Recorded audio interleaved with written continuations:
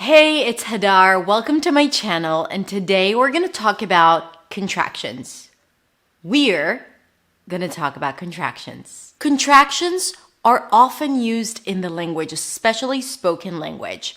So it is very likely for you to hear people saying something like, "We're super thrilled about that," rather than "We are super thrilled about that." Or, "Dan's not serious," instead of "Dan is not serious," or "they aren't satisfied," instead of "they are not satisfied." Both options are great, okay? I want you to remember that. If you tend to say "they are not tired" instead of "they aren't tired," that's okay. You're clear, you're communicating, more power to you.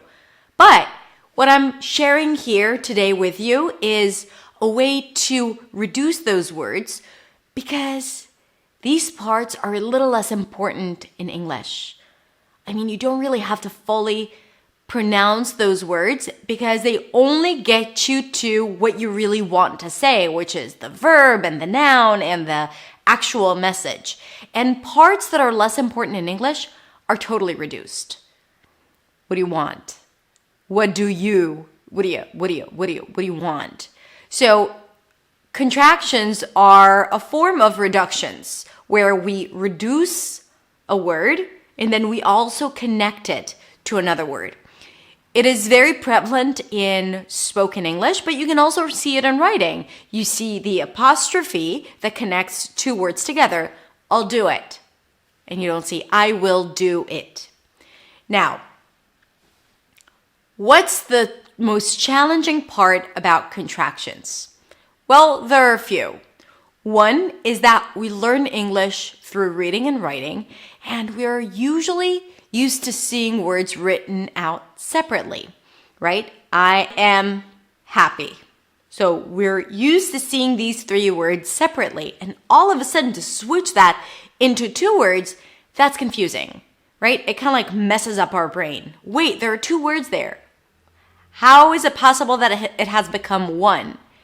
So that's one of the reasons. Another reason is that non-native speakers tend to separate it because they think they sound clearer or more clear, because that's more clear, when speaking, when they separate it into two. Because something like "I'll," "we'll," "she'd" sounds to them unclear, like they're mumbling, because such things don't happen in their native tongue. So this is something that they avoid because they feel, oh, it's just wrong, or it's a slang, it's street language, and then they avoid it instead of understanding that that's how people actually communicate. And you become more clear when you reduce the less important parts. It's not like that you start mumbling. It's just that it helps you focus on what really matters. She's really happy. She's really happy. Happy. That's the stress word. She is really happy. Doesn't have the same impact as "she's really happy." We're grateful for that. Instead of "we are grateful for that," right? Where you kind of like emphasize every single word and break it down. So people think that they become unclear, but in fact, it helps you sound more clear. Now, there is one thing that I want you to take into consideration here. If, because of the patterns of your native tongue, when you reduce, you swallow words and then you swallow consonants. So, for example, instead of saying "I'll," you say "I," because you're not used to putting two consonants together, then you first need to focus on pronouncing those consonant clusters in words and phrases and then in contractions. But avoid using contractions if it causes you to reduce words. First, make sure that you don't reduce consonants, because that would definitely make you sound unclear, and it's not worth it, right? It's not worth investing time into learning those contractions if it doesn't serve you well. So a way to do that is just to record yourself and to see if you actually pronounce all of those consonants or you drop some of the consonants. Because when it comes to contractions, we usually reduce the vowels and keep the consonants. Not always, but for the most part. We'll look into all of the examples really soon. Sometimes non-native speakers tend to avoid contractions because They want to buy time before having to say the important words in the phrase or the sentence. I will, what's the verb? Think about it.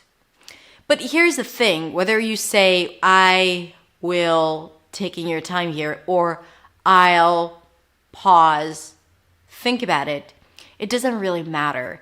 It's better if you get used to using those contractions because that sounds natural and that helps you put the focus on what really matters. It really isn't about sounding all American because you don't have to sound American. You can sound like yourself. But by reducing parts that are a little less important, you really help yourself sound more clear.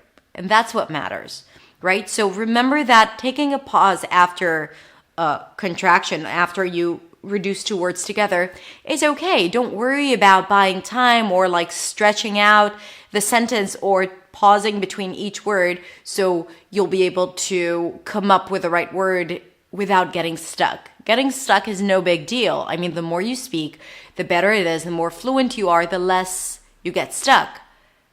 You need to address it differently rather than, elongating words that need to be contracted and reduced. I hope that makes sense. Anyway, let's dive deep into understanding how to use contractions. What we're going to do is we're going to look at the verbs, like all the am, is, are, will, would, etc., etc. And then we'll see how we reduce them and how we connect them to different pronouns or nouns and how it sounds when it's contracted. So I'm going to try and give you a system to practice and to follow. Once you understand how to reduce the second word, it doesn't matter what the first word is, you'll be able to apply it onto pretty much everything. And that's what we're going to see together. By the way, I've prepared for you a practice sheet with all of the contractions I've discussed in this video, along with an audio file where you can practice it with me. So if you want to take it even further and to practice even more, make sure you download the practice sheet on how to pronounce all of those contractions. So what are we waiting for? Let's get started. First, we're going to talk about the only form that has am, and that's I am. And the am reduces to m. Basically, you reduce the vowel before. I'm really happy about it. So what I'm doing here is I'm pronouncing it as I'm really happy about it. I think that that's the stressed form. I'm happy about it if you speak a little slower. But a lot of times I hear people and I pronounce it myself as I'm happy about it. If it's really reduced, if I want to stress the word happy, that's how it's reduced. I'm happy about it. I think it's even easier to think about it without that long diphthong in it. It's not I'm. It's much easier to just treat it as And even though you may think that there's an I'm there, if you just pronounce it as then you'll still be super clear. It's easy to pronounce and you'll deliver your message perfectly. I'm happy about it. I'm honest. I am. Now, is reduces to z. Notice it's a Z sound. It's not an S, except for one exception. But the word is ends with a Z sound, even though it's spelled with an S. So is comes after he, she, and it. After he, z, he's. He's great. He's working so hard. She is she's. She's. She's crazy about it. She's. It is it's. What happened here? The Z sound became an S because the T is voiceless. So it affected the Z sound of the is. So the Z became an S. It's awful. It's horrible news. It's wonderful news. Why be negative? It's wonderful news. So pay attention. Don't go like this. Even though I say that it is always it's, you'll hear a lot of times people saying it is It is one of the best restaurants in town. It is one of the best restaurants in town, especially if you emphasize something. So, he's, she's, it's. That's the reductions with is. Now let's move on to are. Are reduces to You are, you're. So you reduces to y, are reduces to together, you're. They are, there. And yes, it sounds like there as in their company or over there. All three words are pronounced the same. They are there. They're over there. There. We are, we're. So basically it's a high E of the we, and then you reduce it to an R. We're. We're gonna go there next year. We're gonna go there next year. However, when people speak fast, and if you want to reduce it even more, we're gonna go there. Were. And then it sounds just like the word were, as in we were. So we are and the word were may sound the same. No wonder English is confusing and it's hard to understand. This lesson is really good for comprehension as well. Listening comprehension. Again, we are, were, or we're. Depends on the emphasis in the sentence. By the way, up until now, we only talked about pronouns, but the same reductions happen when we talk about nouns. For example, I can say, he's a really good student, or Dan's a really good student. Instead of he, I put Dan, and then I still added a Z. Dan's a really good student. Martha's an awesome teacher. Martha's an awesome teacher. Instead of Martha is an awesome teacher, Martha's. And yes, it does sound something like that belongs to Martha. Hashtag English is confusing. Martha's an awesome teacher. Martha's students are really happy. Dan's a student. Dan's students are happy. I hope that makes sense. Let's look at the verb will. Will becomes ul. So it's a schwa and a dark L. Make sure you kind of like create some tension here in the back. Ul. I will, I'll. But same with I'm. A lot of times you'll hear people just saying I'll. I'll call you later. I'll. Back open ah sound for the father. Create some tension for the L. I'll think about it. I'll call you later. I'll do it. I'll. She will. She'll. High E and then just the dark L. She'll pay you back. But even here, you may hear people reducing it to she'll pay you back. It really depends on how fast people speak or where they put the emphasis on. She'll. But you're less likely to hear she will. She will pay you back unless I'm really like saying that explicitly. She will pay you back. Stop bugging her. She will. By the way, when these words will, have, is are used as the actual verb, not as an auxiliary verb. Auxiliary verb is when we use these words in addition to another verb. I will go. So go is the verb and will is the auxiliary verb. But when they function as a verb, I will. Will you be there? I will. Then we can't use contractions here. Will you be there? I'll. Not possible. Okay? So you can only use contractions with auxiliary verbs. You can't use them, especially when you respond to something, with those contractions. Make sure that that's when they're separated. Okay? High five? Let's move on.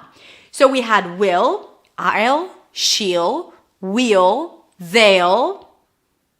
I can also reduce it to they'll or they'll. Put the full diphthong in. Choose whatever works for you. Will, also reduced. But the most important thing here is that you need to remember that the will becomes ol. And then we add it to the pronoun. And then the pronoun can also reduce a bit. Okay? If it's a full noun, Amy will do it for you. Amy'll do it for you. Then we can't reduce the noun itself, only the auxiliary verb. Okay? Only the second word that is reduced. Would. Just turn it into a D, baby. D. I would, I'd. She would, she'd. He would, he'd. We would, we'd. We'd do it for sure. We'd.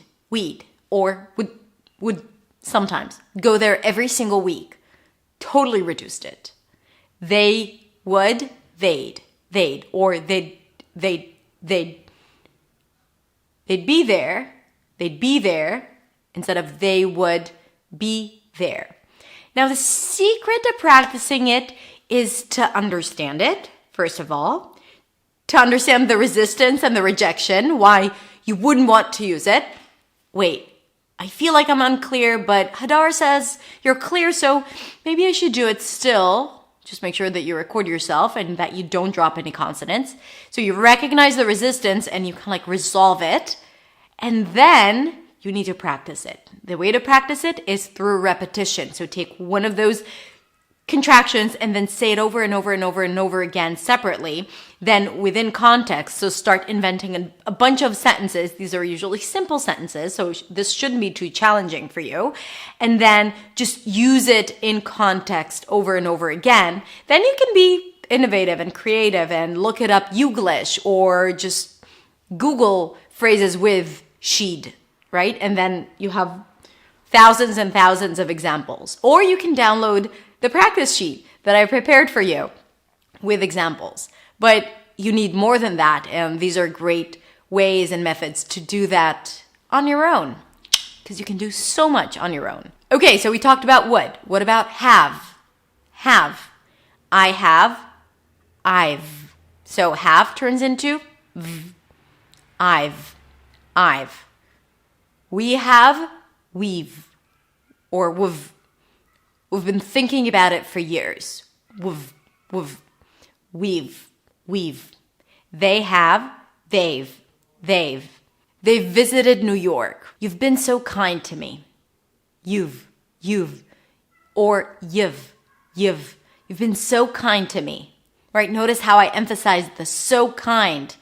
And then the you have became nothing. You've been so kind to me. Thank you for being here, watching my videos. I'm grateful. By the way, when we discuss the word have can also reduce to just a schwa. So actually without the V, just a schwa. I've been there. I've been there so many times. I've been there. That was the word have. I just swallowed it completely. No wonder English is confusing. Hashtag. I mean, it's a word that you don't even hear. It's just an sound. And you are supposed to assume that it's the word have? Well, yes. Okay, I hope this helps. Has becomes z. And yes, it does sound like is. She has, she's. He has, he's. Is and has, when it's contracted, sound the same. Okay, so this is why you have to see it in context, always. I know it's frustrating. It is, it's. Let's talk about was and were. When it comes to was, the W needs to stay, thank God. So all I do is reduce the vowel in the middle to a schwa. Was, she was, he was, it was. When it comes to were, the W stays, were. Yes, it does sound like we are. We discussed it. Very good. You remembered. So here, were remains were. By the way, to pronounce it, you start with a W. Make sure that there is no vowel in between and you pull the tongue in for the R.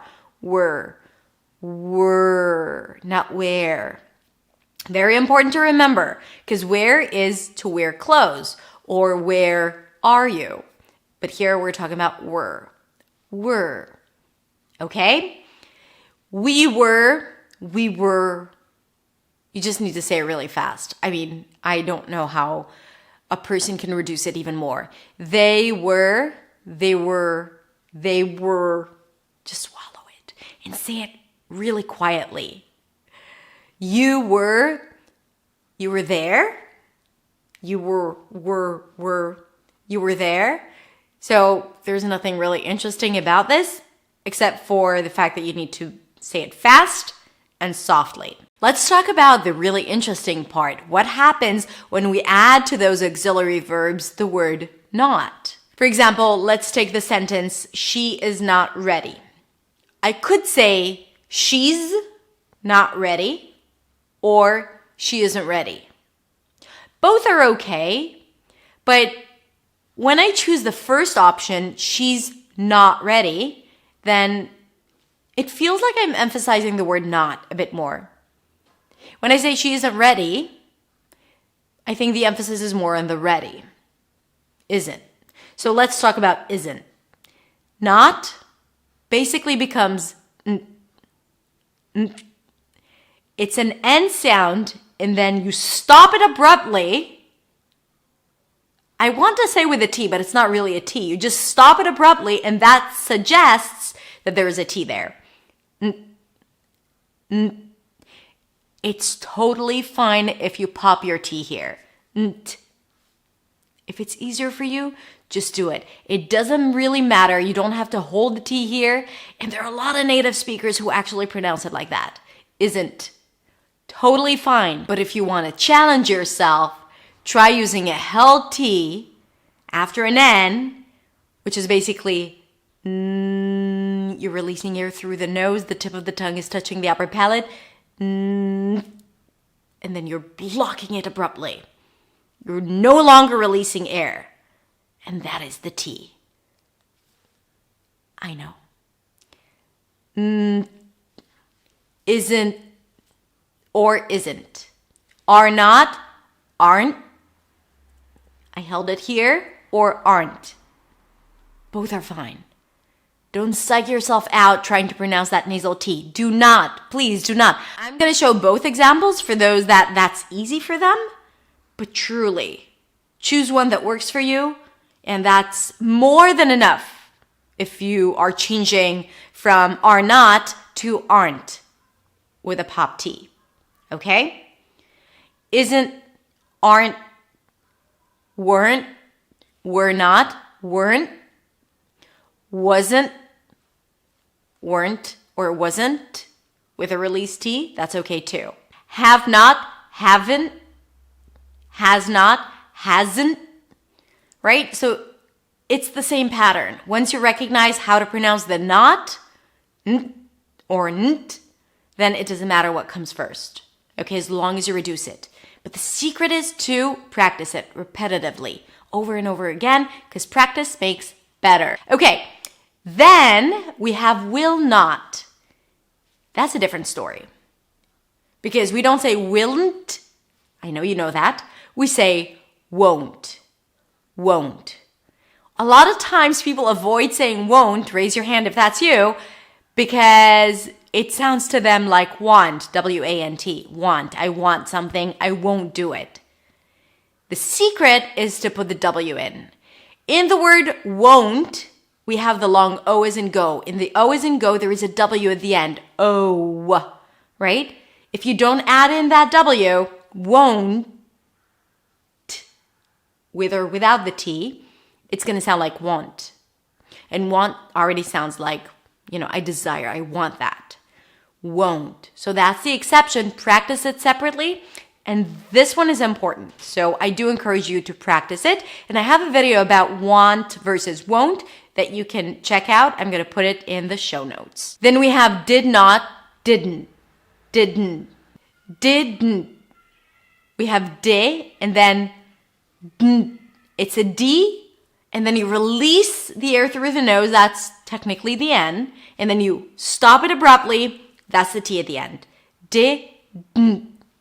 But but it's totally fine to say didn't or even didn't. You'll be clear, okay? So totally cool. Here are a few more. Must not, mustn't. I dropped the T of the must. Mustn't. And cannot, can't, or cannot. So cannot is easy. People usually don't struggle with this one.